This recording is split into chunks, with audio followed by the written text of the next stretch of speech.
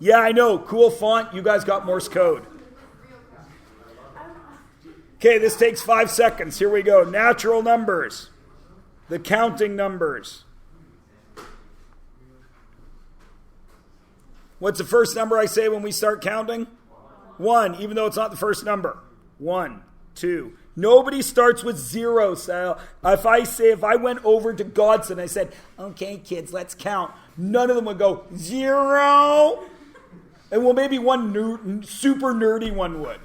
Right? And I'd be like, shut up, kid. I wouldn't really say shut up, kid, to an elementary school student. But nobody would start with 0.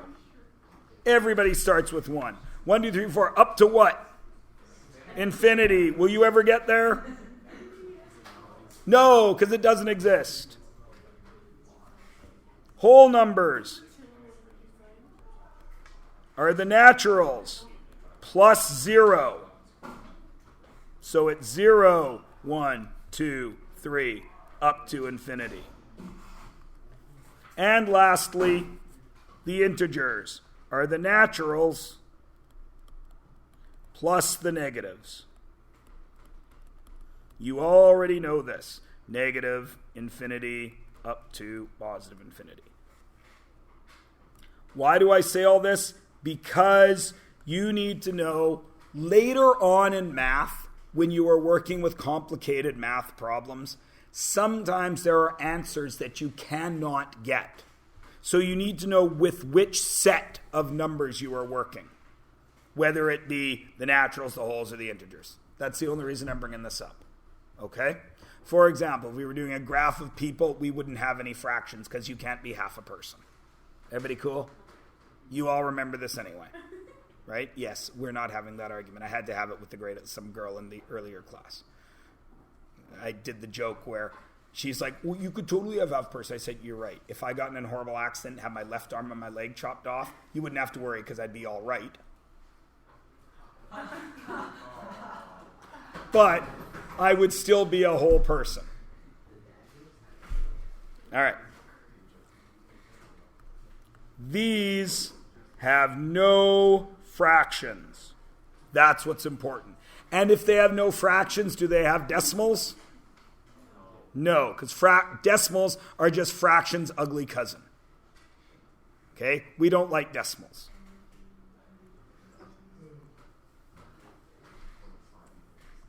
Rational numbers, these guys are all the fractions. And those fractions decimals. Fractions have to look like this. X over y. X and y must be integers. And y cannot equal 0. If it's a decimal, it must terminate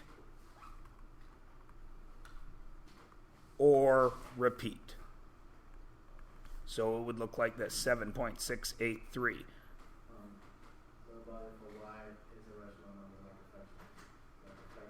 I'll talk about that in 1 second, Jose. That is rational number y. Why is that rational? Because it ends, 683, stops. What if it was 6833333? Rational, why? It repeats. What if it was 683 with a bar over the 83? Repeats, still okay. What if it was 683 with a bar over all of it? Still okay. Everybody good? Now, Jose asked, what if I had something like this? X over y, right? Okay, so let's use some numbers to show, because it's easier if we use numbers. 2 over 2/3. Everybody cool? It doesn't look like it should be rational, does it? Because 2/3 is not an integer, is it? But what math is that? It's division, right? So that is 2 divided by 2/3, which is 2 times 3/2, which is 2 times 3, which is 6 over 2, which is 3, so it's rational. Cool? Everybody good? All right. And then the irrational numbers are, of course, everything else. The easiest ones are all the square roots that don't work. So the square root of 2, square root of 3, they're all irrational. And our best friend, but we don't use them very little in grade 11, pi. And there's a bunch of other numbers like pi, where we give them a symbol, but it's actually a decimal that goes on forever and ever. But we don't use any of them in grade 11. I'm just telling you because somebody else told me I had to tell you. Everybody cool? I see very little value for this until, why learn it now when you're not going to use it until, the end of Pre-Calc 12? Why not just learn this one page in Pre-Calc 12? I don't get it, but I'm not in charge. So I've showed it to you. I'm done with it. Everybody cool? All right.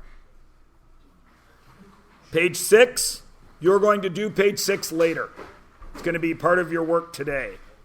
Turn to page 7.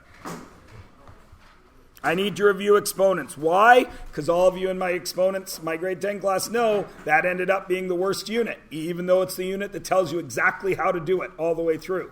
You remember 7 things, you know how to do it. 7 cubed is what? 7 times 7 times 7. At least once today, one of you is going to say that's 21. In my grade 10 class, because I just did exponents with them, they all laughed, said, none of us are going to do that. 3 minutes later, I said, what's 3 squared? 3 kids. 6. 3 of them. And 2 of them were the biggest laughers. And I was like, ah! And they were like, oh. And I was like, ah! And they were like, oh. Not really. I wasn't shaming them. What's the answer? 343. Lovely. You all know this. It's easy peasy, right? What's the base here? 7. How do you know what a base is? Don't say it's the big number. Don't say it's the big number. How do you know what the base is? The exponent hangs out at Starbucks? It's attached to the base. Okay, I'll agree with you there. So, what then, Joe, going by yours definition, what's the base in that? It would just be A. So, refine your definition a bit. Ashni. It's the number that's being multiplied. Okay, that's what it actually is. Good call. Because there's 2 parts of the definition, yes? There's where it lives on the paper, and then there's what it actually is. Those are 2 different things. And we have to remember that we have to separate those things, right? So Ashnita said, what it is. The base is the expression. Why am I using the word expression instead of a number? Why don't I say the number? Could be a variable. Could be a whole bunch of stuff, right? Could be a polynomial. Could be an irrational number. Could be anything, right? Okay, so the expression,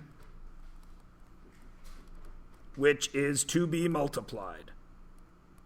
So that covers what it is. Now, Joe, Seth, can you please tweak your definition slightly? What is it? It is the expression directly attached. Yes. It is the expression directly attached to the exponent. So in this case, it's just the A. What if I do this? Now it's 3A. Why? Because the brackets hold it all together. And that is what is immediately left. Everybody cool? All right. So then, what is the exponent? Which I will do in blue. Remember, 2 parts of the definition. Where is it? What it is.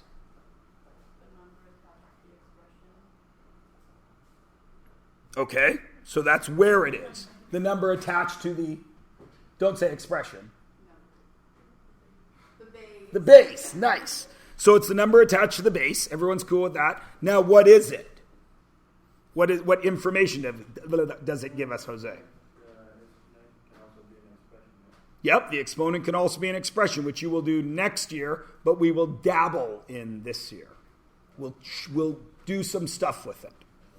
But what does it actually tell us? Zach. Right. The exponent is the number of multiplications. Now, what Jose was just asking was, could you have something like this? 3a plus 2 to the power of 2a minus 4. The exponent is an expression. Yes, you can. Will you be dealing with that in pre-calc 11? You will not. Well, kind of. We'll talk about that in a moment. Okay? You're going to see it, but we're not going to deal with it, if everybody's cool. But you can write that, and that will come back later. Everybody good? All right. A power, and because I use blue and red, I will use purple for this, is the whole thing. We always say the power is just the exponent, but it's not. It's the whole kit and caboodle. It is all of it. So it is a base and exponent. And of course, we know how to read that. We say base, whatever it is, to the whatever the power is. There are two special ones. What are they? Two exponents get special names. Everybody else gets nothing. Right. 7 to the 2 is squared. And 7 to the 3 is cubed.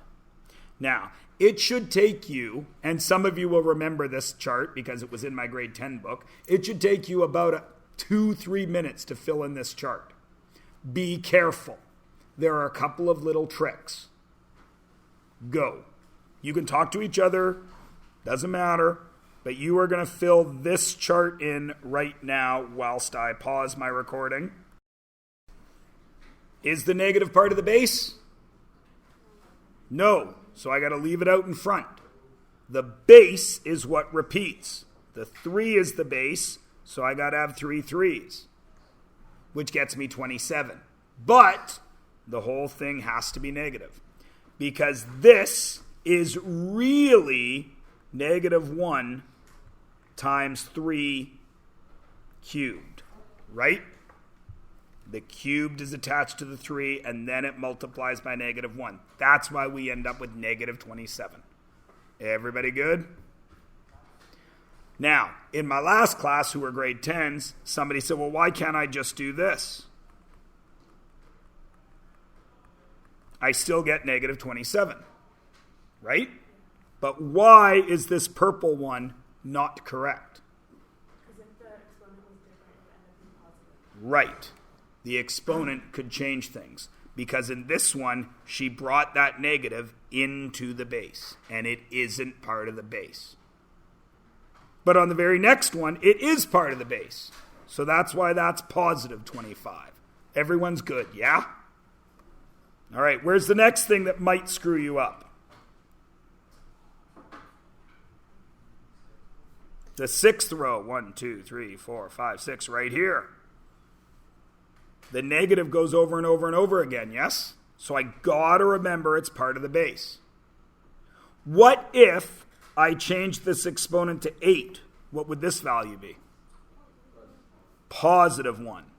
What if I change that to 8 and put a negative out in front? Then what would its value be?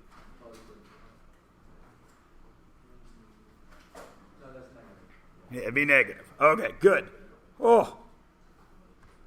Makes me so happy when I can go this quick and everyone's just like, yeah, shut up, I got it. You got it. Stop it. You're gonna make me... Wait. A student brought me a handkerchief from Japan. I can actually dry my tears now. There's ninjas on it. And sumo wrestlers. I don't know what she's trying to say.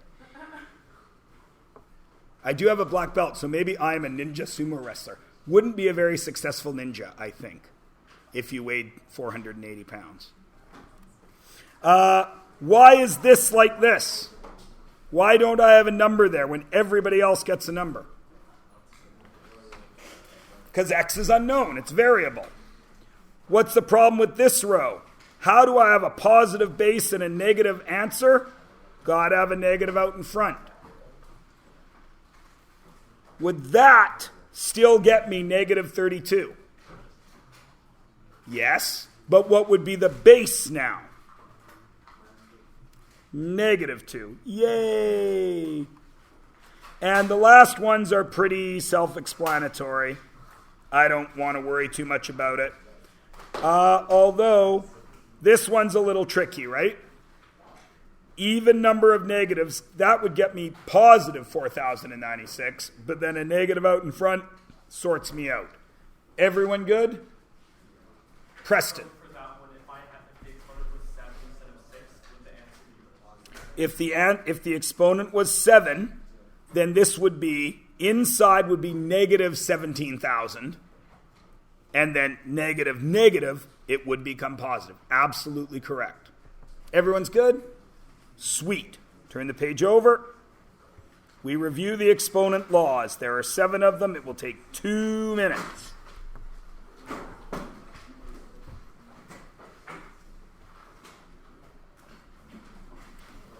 Two questions I need to ask right now. 1, what is the answer? And 2, why is it the answer? What's the answer? X to the power of 5. Why?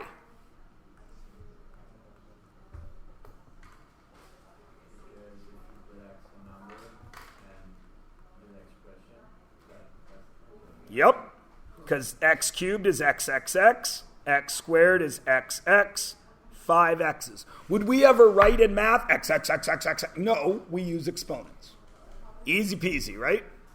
So, what's the rule? We know it. X to the a times x to the b is x to the a plus b. Easy to see, doesn't matter, right? Okay, let's do the division one. X cubed divided by x squared. What's the answer? X. Why?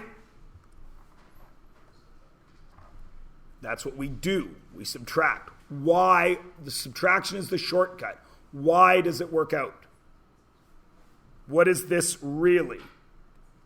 XXX over XX. And what happens? 1, 1 leaves me with 1. Just to remind you, because in grade 11, we are going to be canceling large pieces of math. Does canceling make it 0? Does canceling take it out of the equation? Or does canceling make it irrelevant to the equation? It becomes 1, so it makes it irrelevant. It's still there. But we don't write it because 1 times x is x. Everyone's cool, right? So, of course, we write the equation x to the a divided by x to the b is x to the a minus b. And then the last one, raising an exponent to an exponent, x cubed squared. What's the answer? X to the 6th. Why does it work?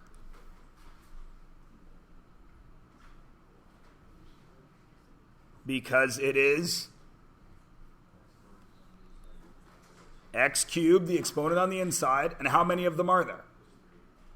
3 of those x's, which is x, x, x. And how many x cubes are there? 2 x cubed, so there's another x, x, x, to get a total of x to the 6th.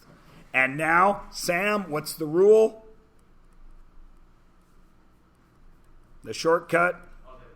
We multiply x to the a times b. Yeah? We all remember that. Most of you saw that in grade 9. And yet, it causes trouble. Fraction base.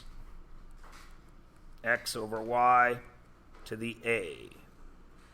No, that's the rule. 3. What's that?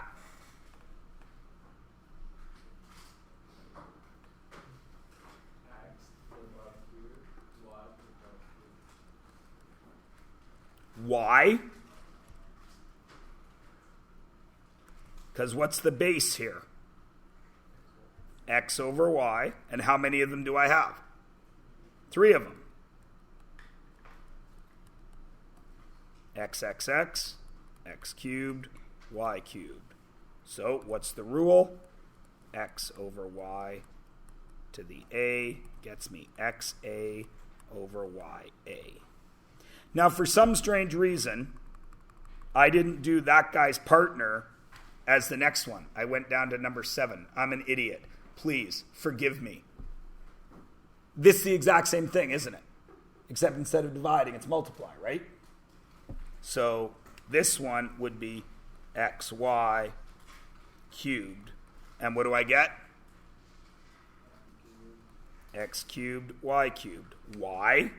Because that is xy, xy, xy. 3 x's, 3 y's. And that rule is x, y to the a gets me x, a, y, a.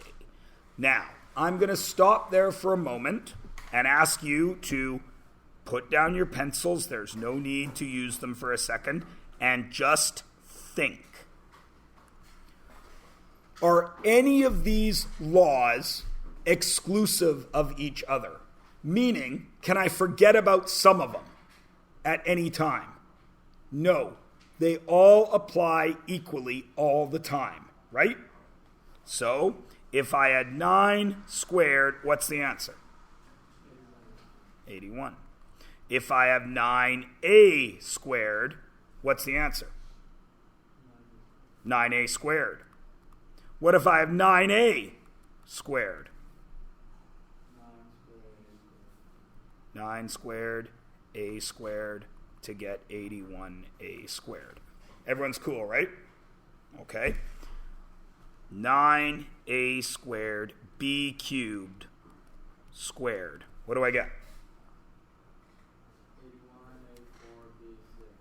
81a4b6, right? Okay.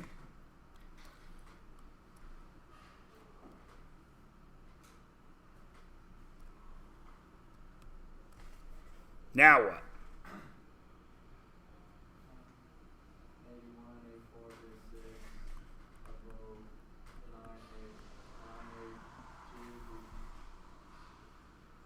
Joseph?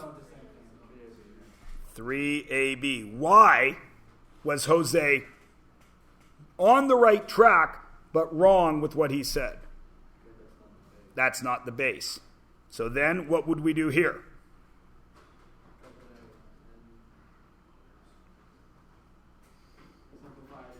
Simplify 81 over 3, which is 27. What do I do with A4 and A?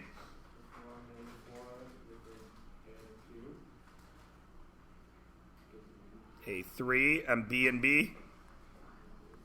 B5. Right? Okay.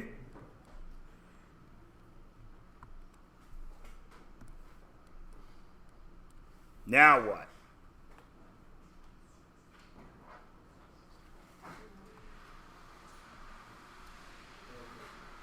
Wait, let me get my purple 9 back. Now what?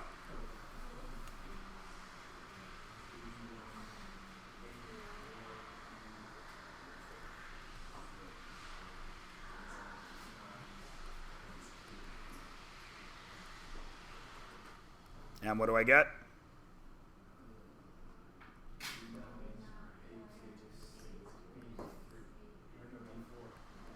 Right, because I don't divide, I subtract. Is everybody cool? That's the easy stuff, right? I'm listening to every single one of you do a lot of math in your heads, right? None of you were writing that down and you're all saying the right answer, right? Okay, what happens when we get to these two? First one's easy. X to the 0 is what? 1. Negative x to the 0 is what?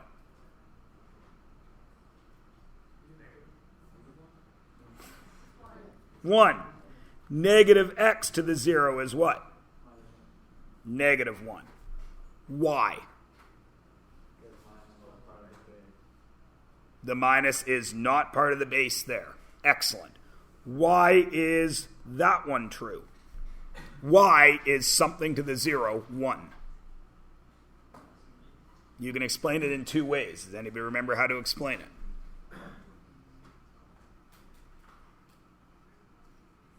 Let's do both ways. 3 squared over 3 squared. What do you want to do when you see the same base divided by the same base? What do you want to do with the exponents?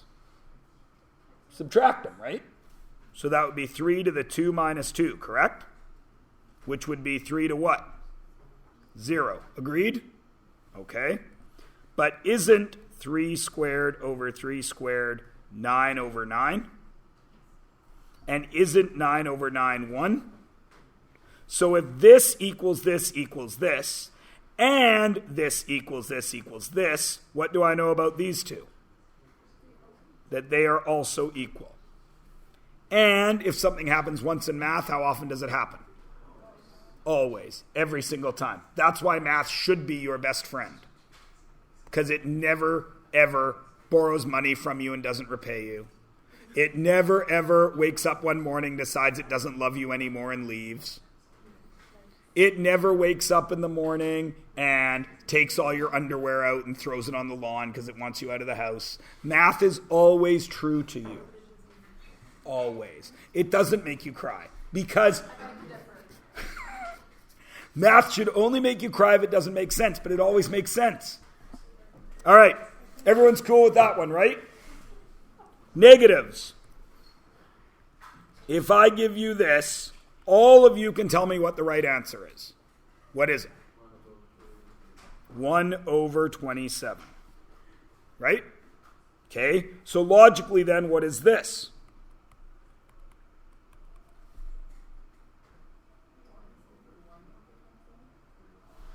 One over 27, which would be 1 divided by 1/27th, which would be 1 times 27 over 1, which would be 27, right? Okay. What's the shortcut? What do I do with negative exponents? When it was here, it went down here because this is really 1 over 3 cubed, right? Why do we have to do that? I mean, everybody can tell me the rule because I taught 90% of you. Why do we have to do that?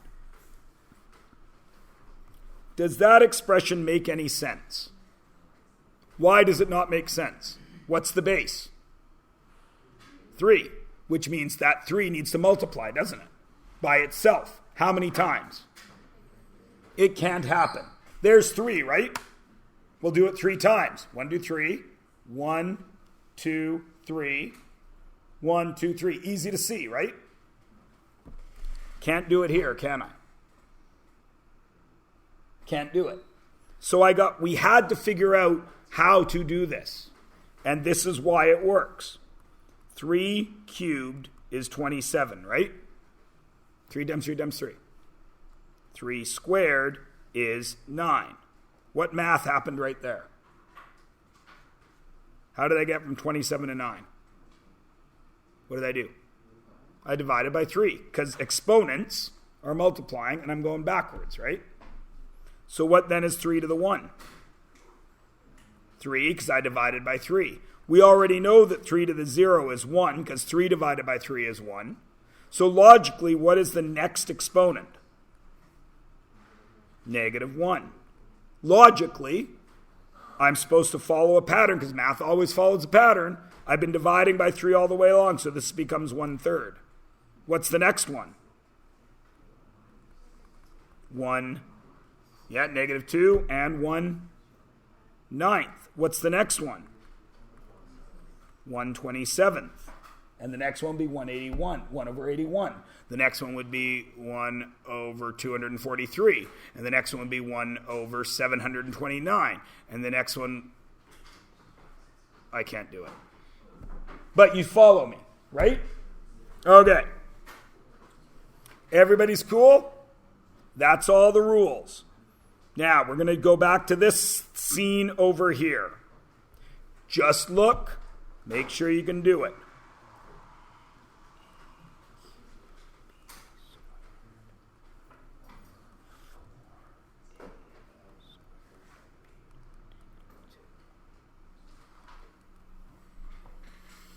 There's more than one way to do this. So we're going to do things a little weirdly. What's the first thing? Don't tell me the answer. What is the first thing you would do? Who is willing to volunteer? I only want the first step, so you can't really be wrong. Zach, what was the first thing you would do? Pardon me? You would move the B. What would you do with, I see two B's. Which B do you want to deal with? You want to deal with the bottom B. Why would you choose that? It's got a negative, so it can't be where it is. So what would you do with it? You would move it to the top. A cubed, B squared, and I'm going to bring that B squared up there, 4A squared. Now you were on Zach's math relay team. Zach has just passed you the baton. You're stuck with what Zach did. Zach. You're stuck with what Zach did. What do you do now?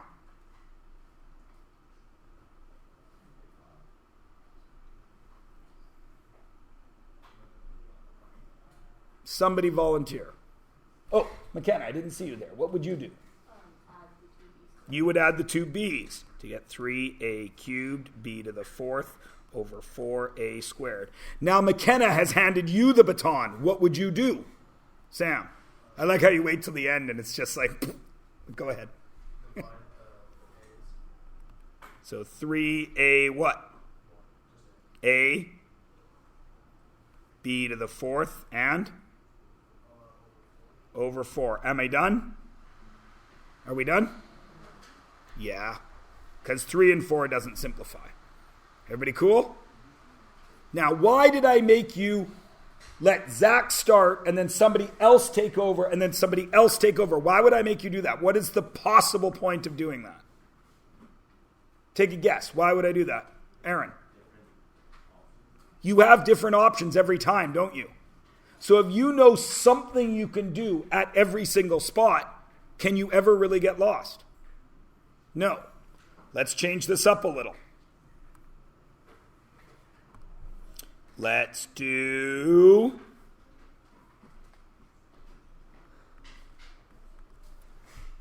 Who wants to do their first step? Remember, it's only a step. You can't be wrong. Zach, you're going to start us again. What do you got? You would move the... You'd flip both sides? Who wants to tweak what Zach says? Preston? I'd put the bottom B to the top. You'd move that up right away. Okay. No, you only get to do one step. It's a relay. So 3, A3, B2 to the negative 2, B to the positive 2 over 4A squared. Now we're stuck, and I'm not saying it's wrong, we're stuck with what Preston did. Who wants to do a step now? Joe. Okay, so Joe says he's leaving the B squared there, and this is going to be 3A3 B squared 4A squared. Now we're stuck with what Joseph did. Who wants to go next? Lennon. You'd sort out this exponent. B squared over, so what would this be? 9. You almost said 6. I almost got you. Damn. A what? Then 4A squared. Now, Lennon tags somebody in. Who's next? Oh, the wheels are falling off. Come on. Sam. You do the A's on the bottom. Okay. 9. A to the 8. B to the fourth. 4. Now what?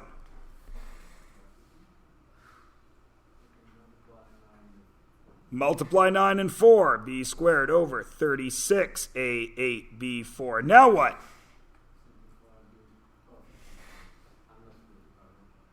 Who's next? Simplify the B's. So, I got 2 B's up there and 4 B's down there. What happens to those two? We're going to subtract, right? Okay. So what's 2 minus 4? So I got B to the negative 2, and I got 36A to the 8th. Now what? Flip what? Put the B on the bottom.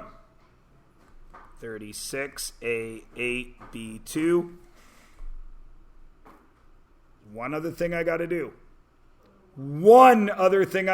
Ashneet, finish it up. I got to leave a 1 at the top.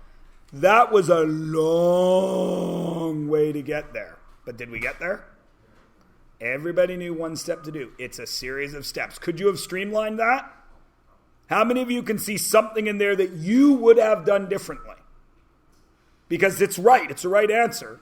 But can everybody see something they would have done differently? I know I can. Right? I personally would have brought all of this down here first. And then done everything. But that's just me. That's why this is hard to teach. Because there's no one way to do it. Okay? Everybody good? All right. I'm going to shut up. You've got 25 minutes left. Now listen to me because this is weird. Somehow, when I made this book, because it's a new book this year, I made some changes to my last year book. I mixed up the next two things in the book. What you should see on the next page is... you should see this. This is what should be next. Okay? Because this has the answers on page 15. Page 15. This was supposed to be your practice. And then what you actually see next, which is this page 9 to 10, this was supposed to be the second thing because this is the assignment because there's no answers for it. Okay? So, do 11 to 15 first, a bit of practice on it. You have the answers. Do you have to do all of it? No, if you do a bunch of it, you're getting all the right answers. You're cool, yeah? But this page, 9 to 10, is an assignment for marks. Which means, should you be asking me about it? No, because I don't need pre-calc 11 marks. You need pre-calc 11 marks, right? So, if you do the practice, you'll know what to do for the assignment. Now remember, is a math rule, law, whatever you want to talk about it, whatever you want to call it, is it always a math rule and law? Yes or no? Yes. Even if things look different, do they follow the same rules? Yes. So, no matter what it looks like, you're going to apply math to it. Can you forget grade 1, 2, 3, 4, 5, 6, 7, 8, 9, 10 math? No. That's all already supposed to be in there. Everybody cool? Everybody understands what they need to do? I want to mark it tomorrow.